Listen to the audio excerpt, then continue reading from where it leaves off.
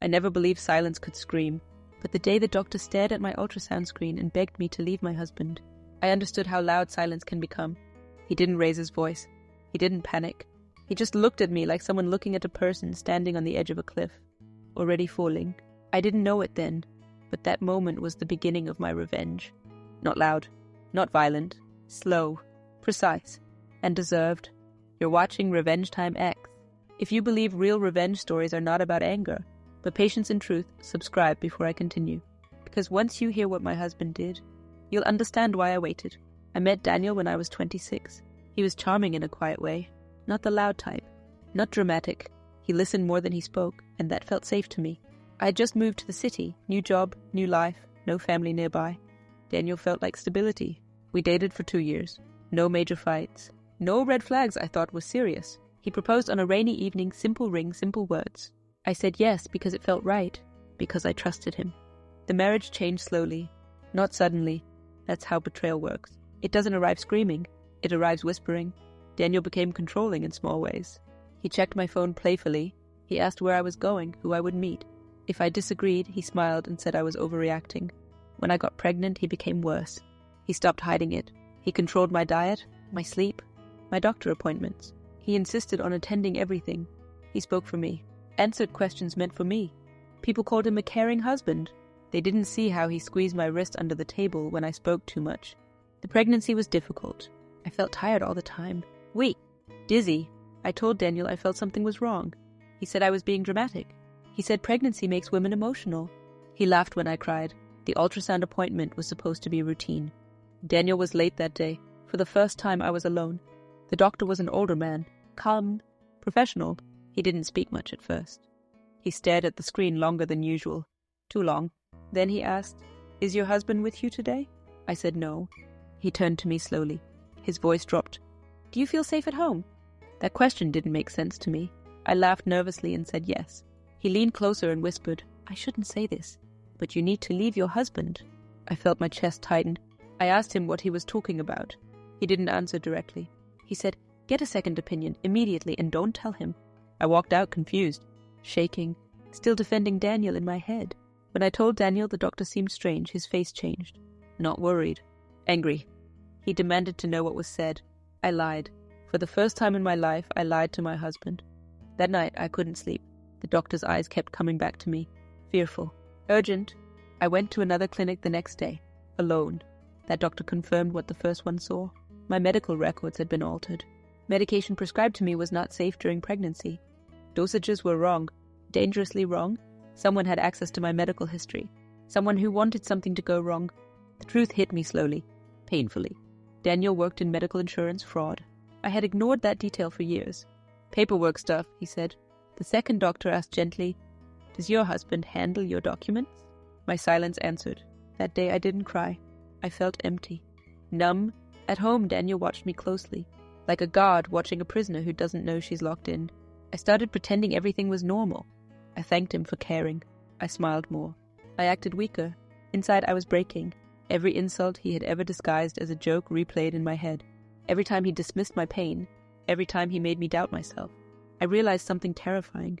If something had happened to me or the baby, it would have looked like a complication, an accident. That was the moment love died. I didn't confront him. I didn't scream. I didn't run. I waited. Because revenge doesn't need rage. It needs patience. I started documenting everything. Quietly. Emails, prescription records, insurance logs, voice recordings when he thought I was asleep. I learned how deep his crimes went. Not just me. Other people, other families. I learned he had planned my complications months ago. Life insurance, beneficiaries, timelines. Some nights I vomited from fear. Some nights I cried silently so the baby wouldn't feel it. I went through emotional hell pretending to be a loving wife, cooking for a man who planned my death, sleeping beside him. But every tear fueled my focus. I contacted a lawyer using a hidden phone, then an investigator, then the first doctor again. They all told me the same thing. Don't confront him. Let him think he's winning. So I played my role perfectly. I acted scared, dependent, grateful. Daniel grew confident, careless. He made mistakes, and I caught every single one. Daniel started slipping when he believed I was completely under his control. Men like him always do. They think fear equals loyalty. They think silence equals stupidity. He stopped hiding phone calls. He stopped locking his laptop. He assumed I was too weak, too pregnant, too emotional to notice patterns. I noticed everything. I learned names, accounts, fake clinics, doctors paid to sign papers they never read, patients who never knew why their treatment failed. I wasn't special. I was just convenient. That realization hurt more than the betrayal itself. At night I talked to my baby, not out loud, inside my chest. I promised protection. I promised justice. My emotional breakdown didn't come all at once. It came in waves. One morning I dropped a glass and burst into tears on the kitchen floor. Daniel stood there watching me like I was a broken appliance. Another day, I saw myself in the mirror and didn't recognize the woman staring back. Hollow eyes, forced smile, bruises I explained away. I wanted to scream. I wanted to run. But every plan ended with one truth. If I left too early, he would disappear, and he would hurt someone else. So I stayed. The baby became my anchor, my reason not to fall apart. During checkups, I lied to Daniel about results. I said everything was risky, that the doctor wanted strict monitoring. He liked that. Risk meant control. What he didn't know was that I had switched doctors again. Private ones. Quiet ones. People who understood danger without asking too many questions. Weeks passed. Then months. I gathered enough evidence to bury him legally. But I needed one final thing. Proof of intent. That came the night he thought I was asleep. He was on the phone in the living room, whispering, laughing softly. He said my name casually, like he was discussing the weather. She won't last much longer, he said. The timing is perfect. My hands were shaking under the blanket. But my recording app was running. That night I didn't cry. I felt calm. Revenge planning is strange. It doesn't feel angry. It feels cold. Clear. I coordinated with authorities quietly. I followed every instruction exactly. No dramatic moves. No sudden changes. Daniel planned a special appointment. A private clinic. One last adjustment to my medication. I agreed. The day came. I dressed nicely. I smiled. I thanked him for being a good husband. He didn't notice my calm. Predators rarely do. At the clinic, everything unfolded fast. Too fast for him to react. The staff weren't his. The doctor wasn't paid. The police were already waiting. He tried to deny everything. Then he saw the files. The recordings, the altered prescriptions. For the first time, Daniel looked afraid. He asked me why I didn't just leave. I leaned close and whispered, "Because I wanted the truth to follow you forever." His arrest was quiet. No shouting, no scene, just handcuffs and silence. The revenge wasn't satisfying in a cinematic way. There was no victory smile, no relief, only exhaustion. The ending wasn't happy. It was realistic. Court dates, therapy, nightmares. But my child was born healthy, strong, alive, and Daniel lost everything he thought he controlled. Sometimes revenge isn't about hurting someone. It's about surviving them and making sure they never get the chance again. After Daniel was taken away, the world didn't suddenly become peaceful. That's the lie movies tell. Real revenge leaves behind silence, paperwork, and wounds that don't close easily. The house felt empty even when people were around. Friends came. Doctors checked on me. Lawyers spoke in calm voices. But inside, my mind kept replaying moments I had ignored for years. Every time he corrected me in public. Every time he decided things for my own good. Every time I doubted my own instincts. That guilt crushed me. I blamed myself for not seeing it sooner. For loving him. For trusting him. Therapy helped, but healing was slow. Some days I felt strong. Other days I couldn't get out of bed. The pregnancy continued under strict care. Every ultrasound terrified me. Every heartbeat felt like a test I was afraid to fail. At night I still expected to hear his footsteps. To feel his presence behind me. Fear doesn't disappear just because danger is gone. The trial began months later. I had to sit in the same room as him. Look at the man who planned my death. The father of my child. He avoided my eyes. When evidence was presented, I didn't feel victory. I felt numb. Emails, audio recordings, medical documents. Each one was a reminder that my life had almost been reduced to a line on a report. He tried to paint himself as misunderstood, as a stressed husband, as someone who made mistakes. But intention is louder than excuses. When the verdict came, I didn't cry. I didn't smile. I just closed my eyes and breathed. Sentencing took longer. Years in prison. Permanent loss of his license. Investigations that spread beyond him. Others were arrested too. The system he hid behind started collapsing. I became a witness. A name in documents. A woman people whispered about. Some admired my strength. Others blamed me for ruining a man's life. That hurt more than I expected. But I stopped caring about opinions. Survival teaches you that approval is optional. My child was born on a quiet morning. No drama. No complications. When I held that tiny body, something inside me finally broke free. Not rage, not sadness.